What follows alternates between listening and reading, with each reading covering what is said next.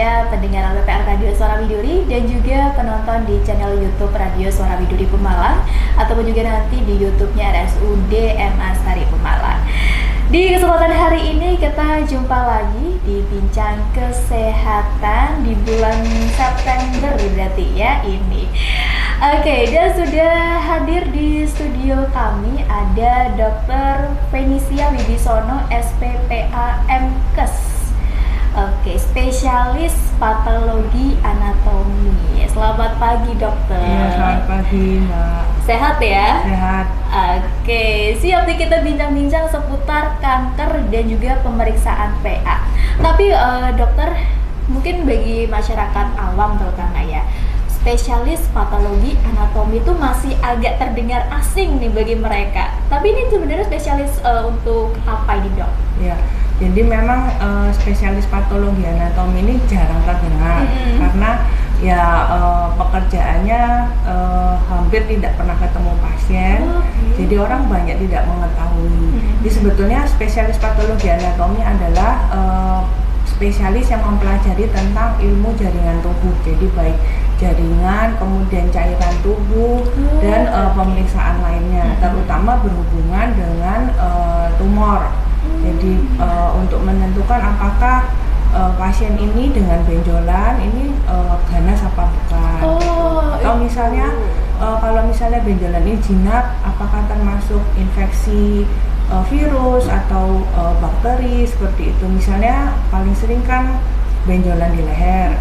Nah, benjolan di leher itu pembesaran kelenjar getah bening. Apakah pembesaran kelenjar getah bening ini infeksi karena paling banyak di Indonesia adalah tuberkulosa. Oke, jadi dokter ini tidak langsung ketemu sama pasiennya gitu. Spesialis patologi anatomi. Oke, dan di kesempatan hari ini juga akan membahas mengenai kanker, tapi bukan kantong kering ya dok, kanker beneran ini. Penyakit kanker.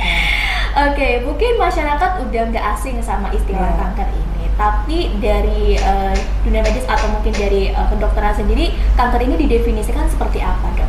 Ya, kanker itu adalah pertumbuhan cepat dari sebuah sel yang tidak bisa terkontrol. Jadi timbulnya tiba-tiba dan faktor penyebabnya pun tidak spesifik.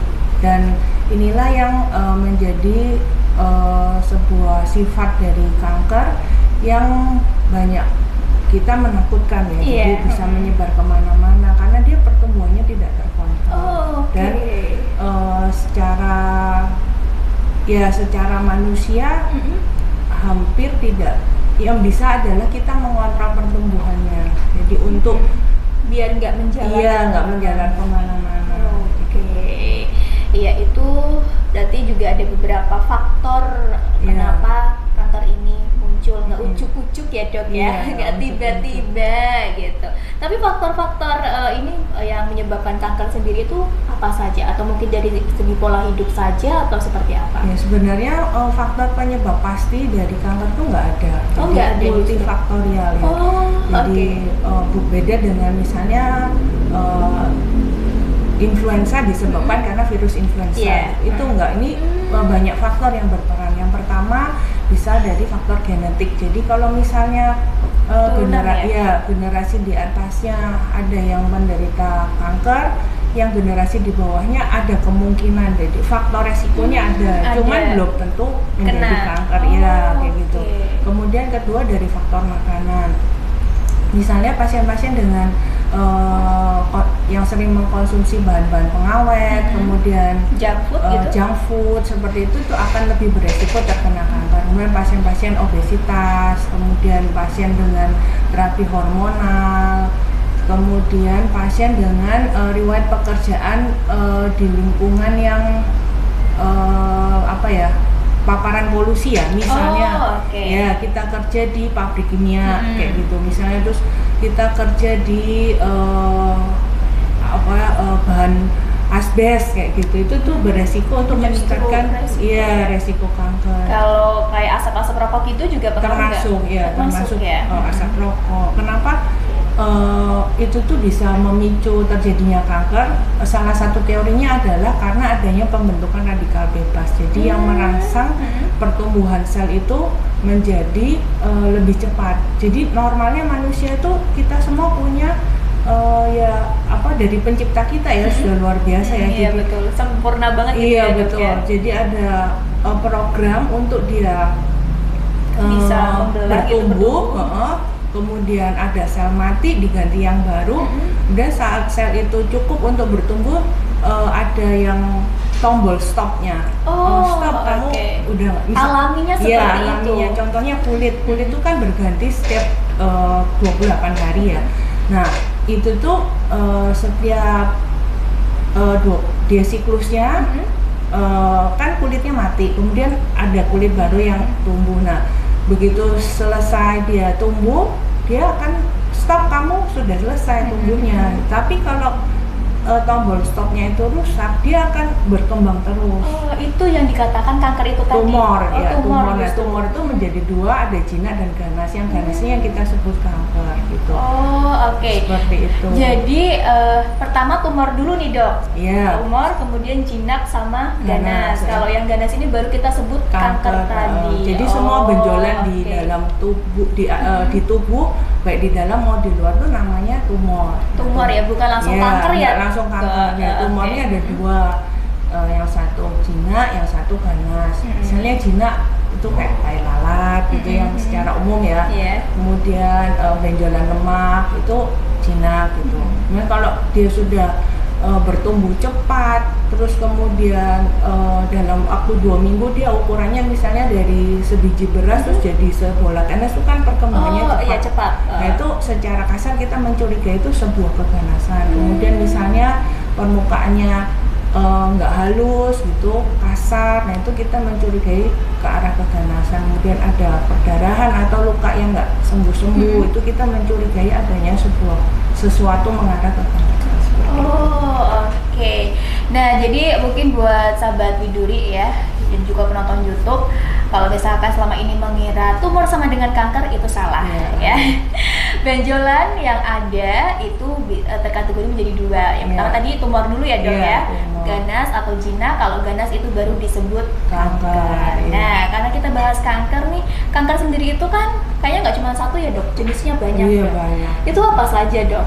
Kanker tuh sebetulnya dia hanya terdiri dari 3 unsur. Jadi yang pertama dari jaringan epitel luar, kemudian jadi jaringan mesenkim, itu jaringan ikat. Jadi kayak kalau rumah itu ada atasnya, terus bawahnya, kemudian ada yang dari jaringan pendukungnya. Gitu. Kemudian ada satu lagi yaitu jadi jaringan kelenjar getah bening. Jadi ada 4 bagian dari epitelial, ini bahasa kedokterannya ya. Epitelial, kemudian dari mesenkim, kemudian dari kelenjar getah bening, dan dari 3 itu aja. Jadi limfoid, sarkoma, kemudian dari karsinoma. Nah, terus dari 3 ini berkembang tipe yang macam-macam. Misalnya dari luar, dari kulit tuh ada kanker kulit ya. Kemudian kalau dari otot ada kanker otot. Kemudian kalau dari lemak dia ada kanker lemak gitu. Kanker lemak ada. Ada kanker lemak. Kemudian ada dari tulang. Kemudian ada dari kelenjar getah bening. Gitu. Jadi banyak beragam macam-macamnya. Ada kanker payudara juga. Iya, dari payudara. Tapi dari berbagai jenis kanker itu, dokter, kan kanker ini kan memang ditakuti ya, karena faktor kematiannya juga cukup besar. Dari tadi beberapa jenis kanker yang tadi dokter sebutkan, penyumbang kematian yang paling besar itu dari jenis kanker yang mana, Dok? Atau mungkin semua memang rata? Enggak, ada paling besar itu kalau dari jenis kelamin, dari kita bicara wanita dulu ya. Wanita itu paling banyak sekarang itu adalah kanker payudara. Hampir setiap minggu di laboratorium PA RSUD Asal itu paling tidak 1 itu yang ganas ada. Kemudian kedua, kalau dari jenis kelamin wanita adalah kanker serviks. Dua itu. Kalau pria paling banyak paru. Karena itu tadi mungkin karena faktor merokok ya. Terus polusi juga gitu. Itu yang paling banyak. Kemudian kalau kanker usus ya sama sih semua, laki perempuan kurang lebih sama tuh predisposisinya. Kemudian yang lain-lainnya ada kanker kelenjar getah benih yang jarang-jarang ya, gitu. Cuman ada. Jadi memang untuk saat sekarang ini karena tadi ya dari segi udara itu kan udah berbeda sama zaman dulu ya dokter beda. Ya akhirnya kan mau nggak mau menimbulkan mungkin penyakit-penyakit yang baru yang mungkin tadi itu selnya jadi berkembangnya mungkin lebih cepat lagi gitu ya dok. Dan kanker ini mungkin juga salah satu penyumbang kematian terbesar juga atau? Dia itu penyumbang kematian terbesar dari ini ya, dari data yang ada itu selain jantung kemudian kanker. Iya, jadi buat sahabat Widuri dan memang kita di sini bersama RSUD ingin menghimbau buat masyarakat Pemalang khususnya untuk bisa hidup lebih sehat lagi gitu ya. Maunya kan semua orang itu sehat biar bisa tetap beraktivitas gitu dan juga tidak terkena penyakit yang aneh-aneh gitu ya dok. Yang maunya kan tetap sehat terus pasti dokter. Dan untuk sahabat Widuri nanti bisa silakan bertanya langsung sama dokter yang mungkin ada pertanyaan nih seputar kanker ataupun juga tadi patologi anatomi, bisa melalui live chat YouTube atau mungkin nanti melalui WhatsApp di 0852 2818 4350 atau bisa nanti line telepon di 084 321 511. Ya meskipun agak-agak takut juga nih dok bahas kanker karena udah pikirannya kalau pas didiagnosis itu tuh udah pikirannya langsung jadi drop gitu. Betul. Mungkin karena image dari kanker sendiri yang menakutkan atau sebenarnya mungkin bisa dicegah atau mungkin bisa disembuhkan. Ada nggak sih dok yang mungkin pasien dokter sendiri ya yang mungkin udah sampai agak-agak frustasi, agak-agak kayak udah menyerah, udah pasrah tapi akhirnya bisa sembuh? Ada. Ya sebenarnya sih yang ditakutkan adalah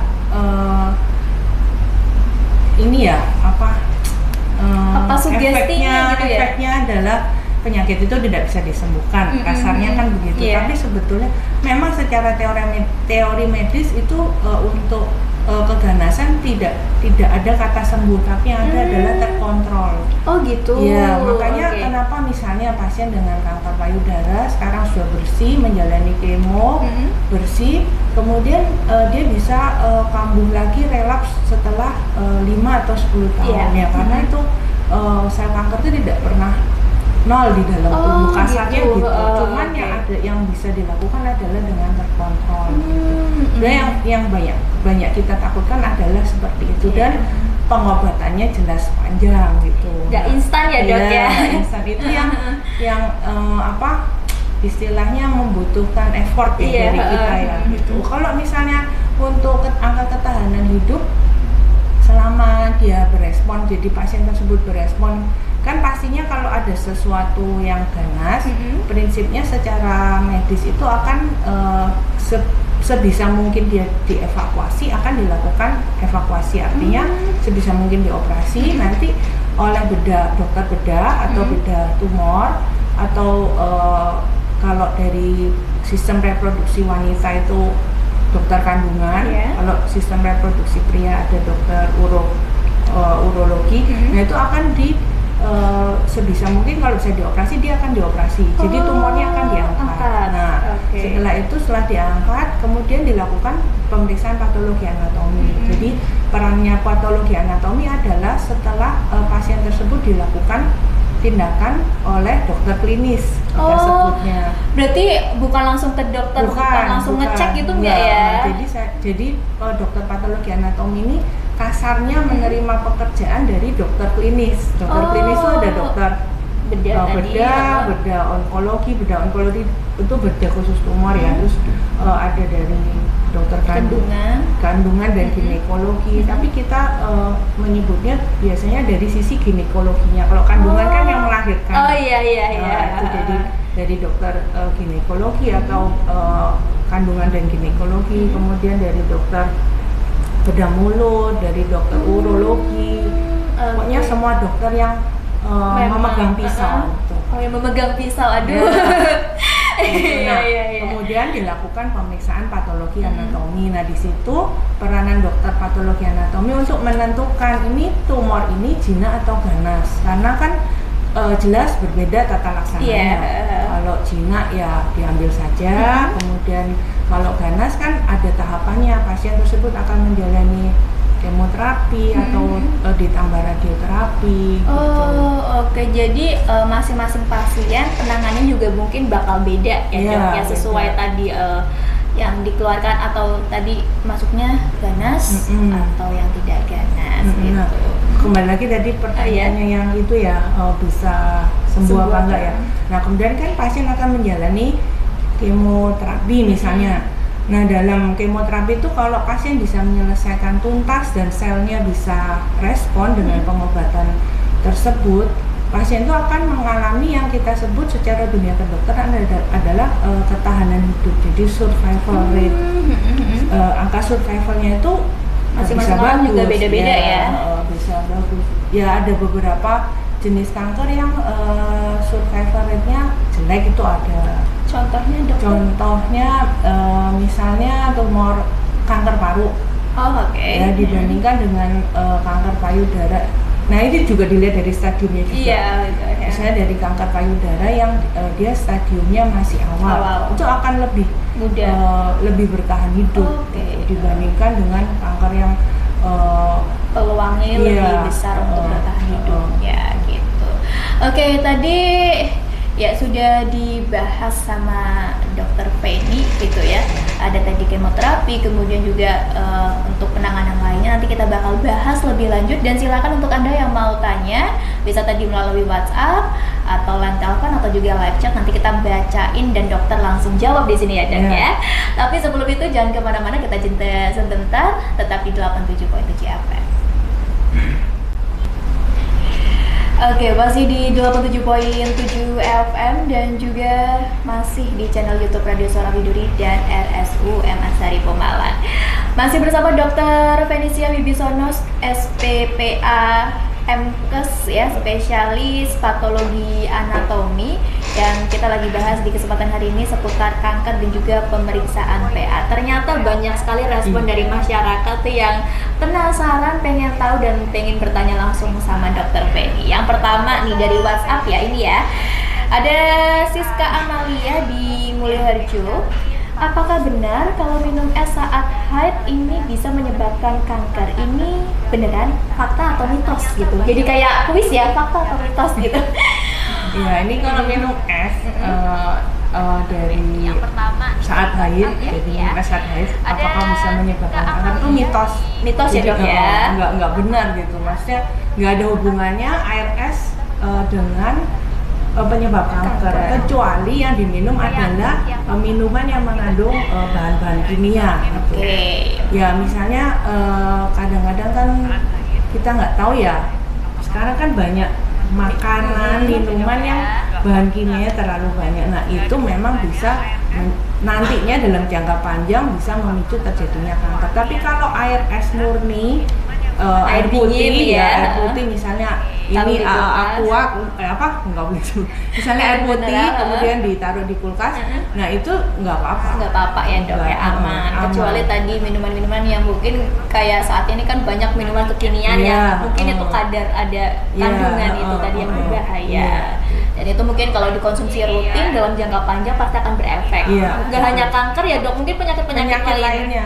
Nggak hanya kanker. Jadi prinsipnya sebetulnya kalau kita mengkonsumsi semua yang berbentuk alami dan nggak pakai macam-macam pengawet gitu, itu akan menentukan kita dalam pola hidup sehat intinya begitu, dan bisa ya mencegah segala macam penyakit ya. Oke. Ya nggak segala macam ya kadang. Kalau batuk pilek itu biasa ya dok Iya. ya.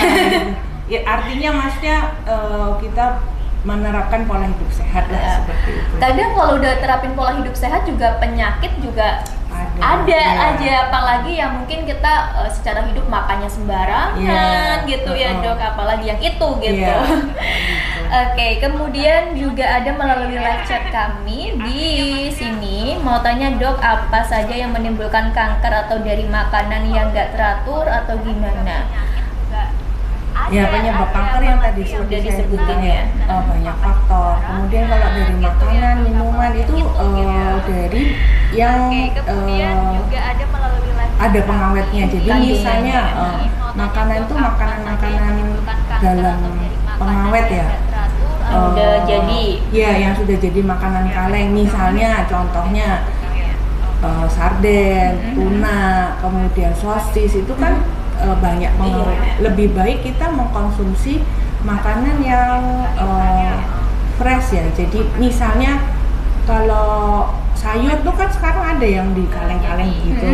Nah, katakanlah misalnya jamur ya. Nah, lebih baik kita pilih jamurnya yang fresh, masih mentah itu. Iya, masih mentah. Kemudian kita olah sendiri. Memang agak membutuhkan waktu dan effort ya. Tapi itu lebih sehat. Kemudian junk food. Nah, gitu. Ya, cepet ya dok ya, iya. Tapi cepet juga bikin bahaya di tubuh. Iya. Makanya kan ada slogan yang belum tentu yang enak di mulut tuh yang menyehatkan. Oh gitu, itu dia. Tapi kalau yang udah dari yang alami sehat ya dok ya. Iya, Oke, asalkan tadi dalam pengolahannya juga betul juga. Kalau misalkan pengolahannya salah, vitamin ataupun gizi yang ada kandungannya itu jadi hilang ya sama aja ya dok ya. Iya, itu dari faktor makanan. Kemudian dari cara hidup lainnya misalnya tidak merokok gitu kan. Terus kemudian kalau misalnya bekerja di lingkungan yang penuh dengan bahan kimia atau ada polusi dari bahan-bahan berlebih ya sebaiknya kita menggunakan APD yang sudah dianjurkan dari pabrik tersebut, misalnya masker atau ada safety-nya gitu ya, alat pelindung diri lah gitu. Seperti itu. Kemudian melalui WhatsApp juga ada lagi dari Desi di Bantar Bolang. Kenapa harus menunggu lama untuk hasil PA? Sebenarnya butuh waktu berapa lama untuk mengetahui hasilnya, dokter? Sebetulnya kalau dari pemeriksaan patologi anatomi itu kalau pemeriksaan jaringan membutuhkan kurang lebih 4 hari kerja. Jadi kemudian kalau untuk cairan 3 hari kerja. Jadi misalnya kita dari lab itu menerima sampel dari kamar operasi atau dari poli rawat jalan atau dari bagian rawat inap kan perlu diproses dulu. Jadi kalau jaringan itu yang lama sebetulnya jaringan. Jadi jaringan itu harus dipotong dulu, kemudian diambil bagian yang dicurigai atau bagian dari tumornya, kemudian dimasak. Bukan dimasak dalam arti kayak di rumah dapur gitu ya. Cuman itu dimasaknya jadi pakai alat yang terdiri dari alkohol, ada silen, ada lilin. Nah kemudian nanti dari itu selama 1 hari. Ya setelah 1 hari berikutnya nanti jaringan tersebut dimasukkan ke dalam cairan lilin untuk dibentuk blok. Jadi namanya kita sebutnya blok parafin. Nah kemudian dari blok ini nanti dipotong menggunakan alat potong setebal 4 mikron.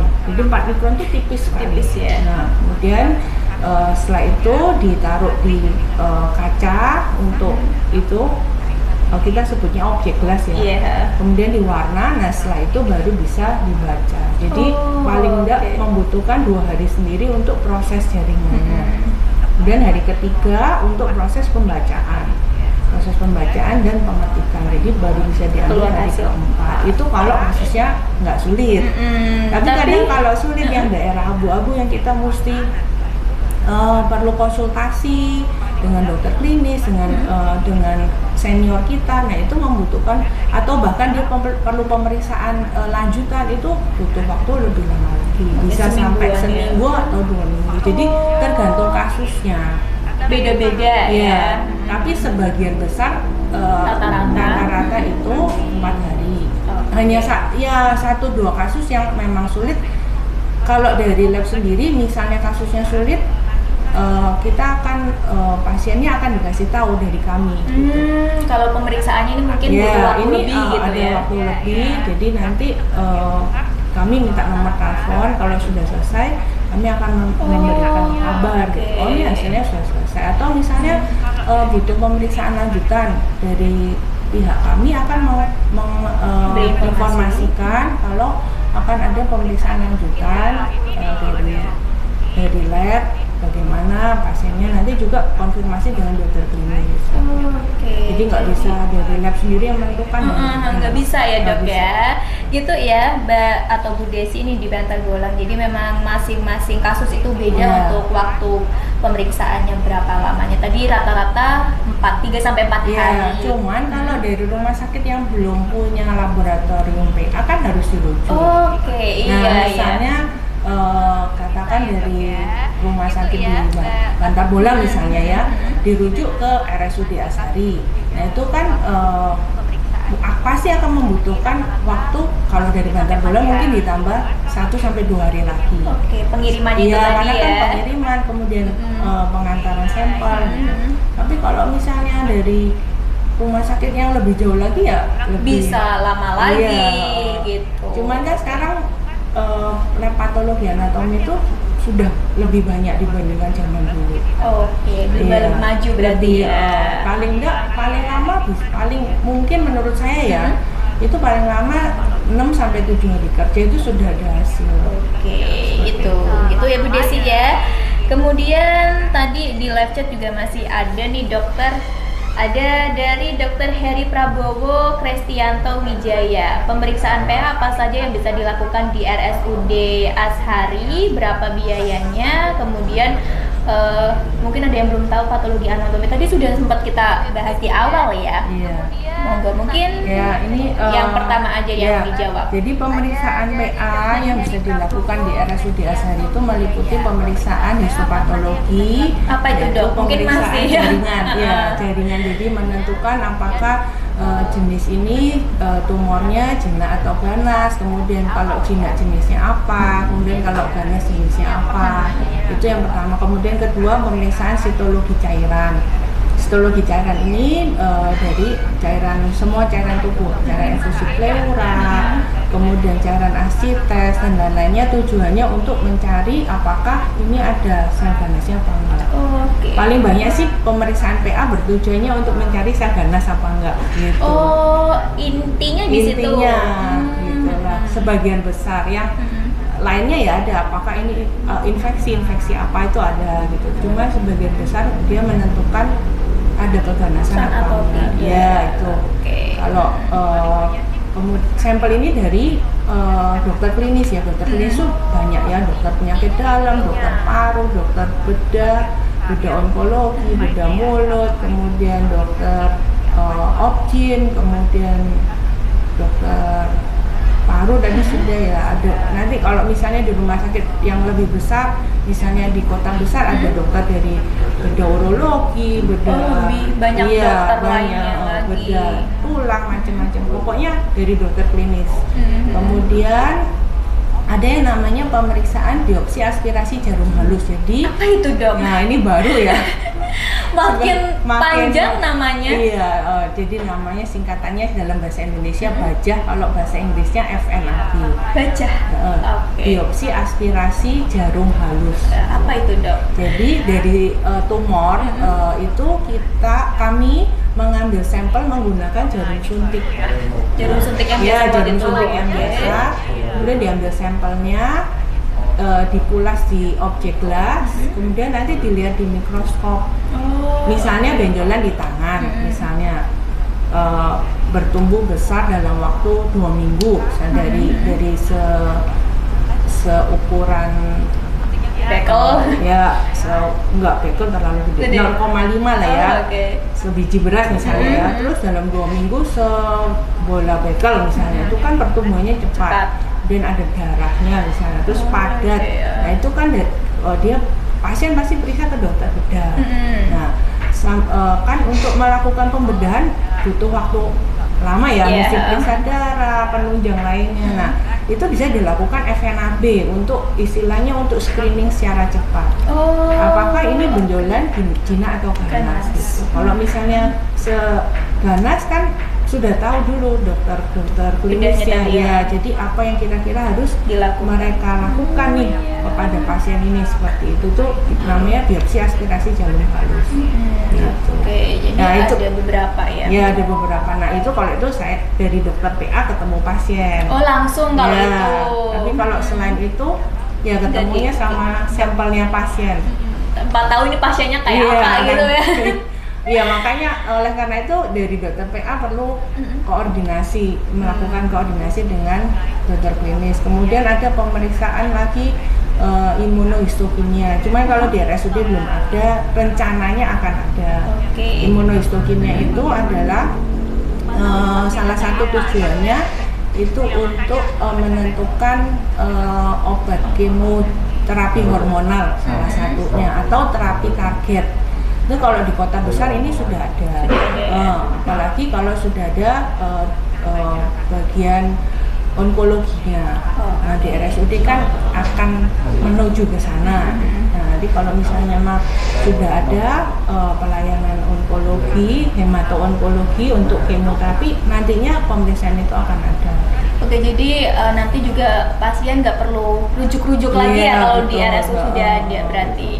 Oke, masih ada beberapa pertanyaan. Oh iya, tadi tanya juga berapa biayanya, Dok? Oh biayanya Sekitar kisaran dari berapa sampai berapa? Kalau misalnya BPJS sih masuk ke dalam BPJS layanan ya. Layanan.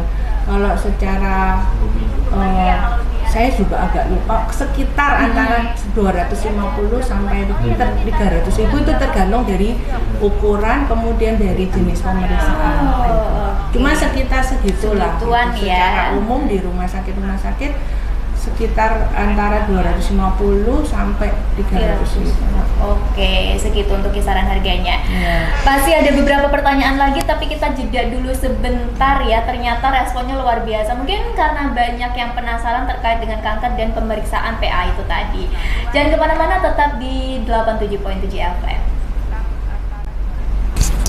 Oke, masih di 87.7 FM Radio Suara Widuri, satu dalam inspirasi. Masih juga di channel YouTube Radio Suara Widuri dan juga channel YouTube RSUD Dr. M. Ashari Pemala. Kita masih bersama Dr. Feni.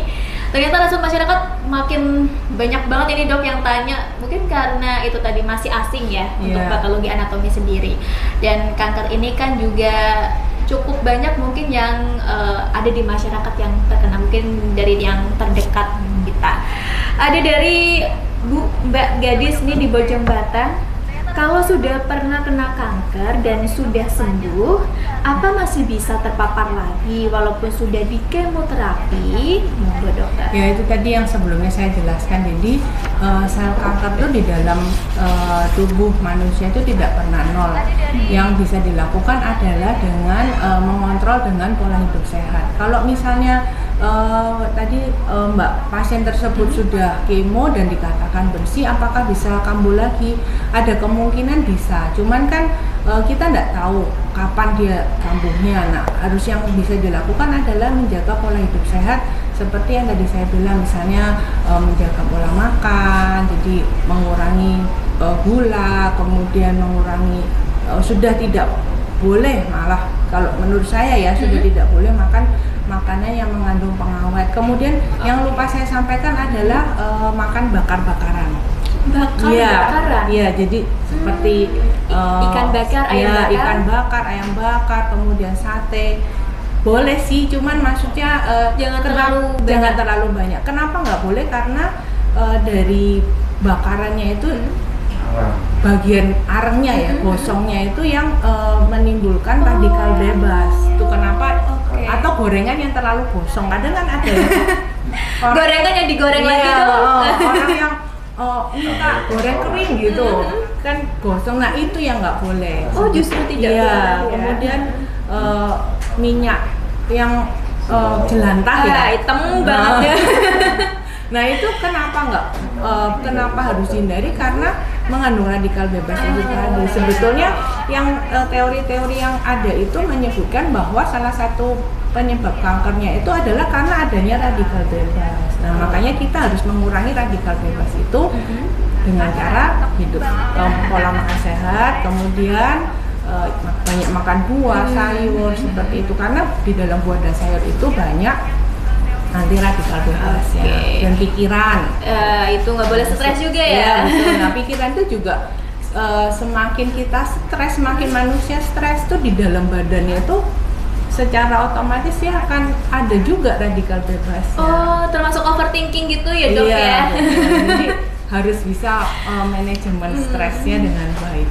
Oke, ya emang manusia nggak selamanya happy ya dok ya. Kadang mungkin kepikiran apa gitu, tapi ya jangan dibawa terlalu. Karena segala yang berlebihan itu nggak baik. Iya betul. Ya caranya seperti itu untuk istilahnya untuk supaya mencegah ya untuk terjadinya kanker timbul tersebut lagi. Ya kemudian terus kita juga mesti rajin-rajin cek betul, cek diri sendiri. Jadi kayak misalnya pasien tersebut sudah pernah kanker kan, sudah terdiagnosa kanker. Nah, harus rajin-rajin ngecek tuh semua badannya apakah ada benjolan. Begitu dia ada benjolan, langsung kontrol ke dokter. Berarti misalkan yang tadinya benjolannya di bagian leher misal, berarti itu mungkin bisa tumbuh lagi nggak di bagian situ? Bisa. Kalau kanker itu kan ada kemungkinan untuk menyebar. Jadi namanya kalau dunia medisnya nyebutnya metastasis itu penyebaran. Jadi misalnya pasien limfoma misalnya ya di leher sini, kemudian sudah diambil menjalani kemoterapi dan lain-lainnya sampai dinyatakan sudah baik, itu sudah sembuh. Nah, beberapa bulan 5 tahun kemudian ada benjolan di ketiak. Nah, itu bisa terjadi juga limfoma juga. Nah, itu kalau begitu ketemu benjolan di ketiak misalnya, pasien tersebut harus cepat ke dokter ya untuk istilahnya untuk memastikan apakah benjolan ini cuma sekedar benjolan jinak atau ganas atau penyebaran yang sebelumnya. Kalau jinak sih ya sudah diambil nggak apa-apa. Cuman kan yang repot adalah kalau dia ternyata juga ganas. Iya gitu. Oke. Seperti itu. Ya gitu ya Mbak Gadis, Bu Gadis. Kemudian tadi di live chat nih, bagaimana kanker bisa membunuh dok? Cara kerjanya gimana? Oke, cara kerja kanker. Cara kerjanya. Jadi kanker ini menimbulkan nanti ujungnya itu menimbulkan komplikasi secara komplikasi di organ. Misalnya kanker paru. Kanker paru itu sampai bisa membuat pasien meninggal karena dia kan yang jelas pertama adalah mengganggu fungsi parunya. Parunya yang tadinya bekerja 100% dengan adanya kanker tersebut itu bekerjanya cuma pasti kurang dari 100%. Kemudian misalnya dengan pengurangan kerja dari fungsi paru tersebut kan akan mempengaruhi kerja jantung dan otomatis kerja organ-organ lainnya. Seperti itu. Jadi sebetulnya bukan dia menyebabkan rangkaiannya jadi panjang. Jadi efeknya jadi organ-organ lain kena, akhirnya jadilah kanker itu mematikan gitu. Seperti itu. Jadi prosesnya panjang. Kemudian satu lagi pola hidupnya tadi belum saya sebutkan adalah salah satunya dari kehidupan seksual. Jadi berganti-ganti pasangan itu juga bisa menimbulkan kanker ya. Kalau di perempuan disebutkan ada kanker serviks, di laki pun juga bisa ada. Ada ya. Kanker penis ya misalnya gitu. Nah, itu juga bisa berbahaya gitu. Jadi apalagi kalau misalnya dia sudah terpapar dari sejak muda ya, misalnya katakan umur 15 tahun remaja misalnya. ABG gitu ya. Gitu. Nah, itu tuh nantinya bisa 20 tahun lagi atau 15 tahun lagi bisa menimbulkan kanker. Seperti adalah artis yang kita kenal ya, yang sudah almarhum. Itu kan ngefek ya. Iya, sebabnya menurut saya sih ya dari berganti-ganti pasangan bisa jadi. Kemudian ada juga pertanyaan dari Pak Edi di Warureja, Tegal berarti ya, Warureja ya. Teman saya operasi kanker di paha, sudah kemo, sudah dinyatakan sembuh, kemudian muncul di perut. Kemarin operasi lagi di kanker perut. Kenapa kok malah menular-nular ke bagian tubuh lainnya? Tadi sempat disinggung juga. Betul. Jadi sifat kanker tuh yang dia mempunyai sifat bermetastasis. Jadi suka kemana-mana. Nah itu menyebarnya lewat pembuluh darah. Jadi sel kanker itu bisa masuk ke pembuluh darah sehingga dia ikut pembuluh darah dan kasarnya itu semaunya dia Mau berhenti di mana ya terserah dia mau gitu berhenti ya, di mana, mau berhenti di hati ya dia akan nanti berkembang. Memang secara secara penelitian tuh ada lokasi-lokasi yang tertentu yang memang dihinggapi oleh sel kanker tersebut. Misalnya kanker usus itu penyebaran ke hatinya akan lebih banyak seperti itu. Kemudian kalau kanker paru lebih ke arah kelenjar getah bening, daerah leher. Kemudian berarti yang terdekat gitu iya, ya dok yang ya? terdekat. Cuman kalau misalnya dikatakan dari kanker usus kemudian bisa menyebar ke otak, itu mungkin memang bisa terjadi, yaitu karena teorinya dia lewat pembuluh darah dan dia semaunya dia mau hinggap di mana, suka-sukanya dia. Nah berarti untuk hal itu karena nggak bisa, karena udah kedarung kalau bahasa Pemalang ya udah terjadi gitu kan nggak bisa dicegah nih, cuman bisa tadi dikontrol. Itu gimana dok caranya? Ya itu kontrolnya dengan pola hidup sehat ya.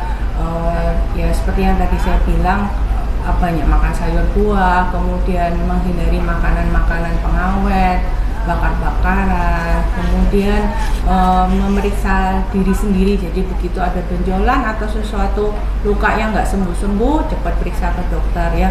Apalagi kalau di Pemalang ini kan RSUD Ashari termasuk salah satu yang lengkap, satu-satunya mungkin ya rumah ya? sakit yang lengkap ya, tenaga kesehatannya dari dokter, juga alat-alatnya. Kemudian kalau misalnya dari pemeriksaan darah itu juga ada yang namanya kita sebut sebagai tumor marker. Tumor marker. Jadi misalnya kalau prostat tuh kita periksa darahnya namanya PSA. Itu diambil dari darah, kemudian diperiksa kadar PSA-nya. Kalau misalnya seorang pria dengan kadar PSA mencapai misalnya ya normalnya kan itu tergantung umur ya. Jadi normalnya di bawah 10. Kalau misalnya di bawah ya, kalau di bawah 10 masih bisa dikatakan normal. Misalnya ditemukan kadar PSA sampai 100 gitu. Nah, banyak banget ya? Ya, itu kan sudah berkali-kali lipat di atas normal. Pasien tersebut harus waspada apakah ada benjolan di prostatnya, apalagi kalau ada keluhan berkemih, jadi pipisnya susah atau pipisnya ada darahnya mungkin. Nah itu mesti cepat ke dokter urologi untuk dipastikan ini cuman sekedar infeksi atau memang ada yang bahaya. Keganasan. Tapi biasanya kalau tinggi begitu biasanya mengarah ke ganas ya. Kalau dari kanker usus itu ada namanya pemeriksaan darah tumor markernya CEA. Jadi CEA misalnya ya pasien keluhan BAB-nya susah. Jadi keluhannya BAB-nya kecil-kecil atau dia di hari lama. Nah, kemudian periksa CEA. CEA-nya ternyata mencapai angka puluhan, 70, 80. Nah, itu pasti dokter akan konfirmasi dengan pemeriksaan penunjang lainnya. Misalnya CT scan untuk memastikan ada benjolan apa enggak gitu. Nah, kalau kayak gitu itu sudah mencurigakan kemungkinan besar ke arah ganas gitu ya. Iya, jadi banyak faktornya, kemudian banyak cara periksanya untuk screening ada gitu. Nanti dari kandungan juga ada sendiri gitu ya dok ya. Jadi mungkin bagi yang tadi tanya berapa lama, kenapa lama, itu kan tergantung apa yang dikeluhkan gitu-gitu ya. Kemudian tadi juga sudah dibahas lengkap sama Dokter Feni. Semoga harapannya nih kita semuanya bisa terhindar dari penyakit-penyakit yang berbahaya, maunya sehat terus gitu ya. Dan gak terasa dok, ternyata sudah 1 jam kita ngobrol mengenai kanker dan pemeriksaan PA ini atau patologi anatomi. Semoga masyarakat juga semakin paham dan harusnya semakin bisa menuju gaya hidup yang sehat. Ada closing statement dari Dokter Feni? Silakan. Kita harus memelihara kesehatan kita sendiri dengan cara pola hidup sehat, kemudian harus bisa manajemen stres. Yang penting adalah hidup berbahagia, supaya kita juga bisa menjadi sehat dan berkualitas, juga bisa menjadi berkat buat sekitar kita. Oke gitu, jangan lupa bahagia dan jangan stres-stres gitu ya dok ya. Terus kalau misalnya ada yang mau ditanyakan masalah kesehatan ya bisa ke RSUD Asaria, ke dokter-dokternya yang ada lah. Karena lengkap ya di sana ya. Oke. Dekat sama ini radio ya, cuma tinggal jalan berapa meter, nyebrang udah nyampe. Terima kasih Dokter Feni sekali lagi. Terima kasih juga untuk Anda yang sudah hadir di live chat, kemudian tadi sudah ada melalui WhatsApp dan juga di frekuensi 87.7 FM. Di episode-episode selanjutnya pastinya akan ada pembahasan yang menarik bersama dokter lainnya. Jadi buat Anda yang nungguin setiap hari Jumat, tetap stay tune saja terus. Kita harus pamit dari ruang dengar Anda, tetap sehat untuk semuanya. Wassalamualaikum warahmatullahi wabarakatuh.